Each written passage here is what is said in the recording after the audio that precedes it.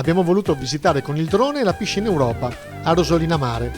chiusa da un po' di anni e in uno stato di abbandono, e a dire la verità pensavamo peggio, mentre potrebbe essere un'alternativa alla spiaggia per molti ragazzi e sicuramente è stato un grande punto di aggregazione per i giovani di tante generazioni. Aspettando quindi che qualche attività possa gestirla, vi facciamo vedere come oggi si presenta.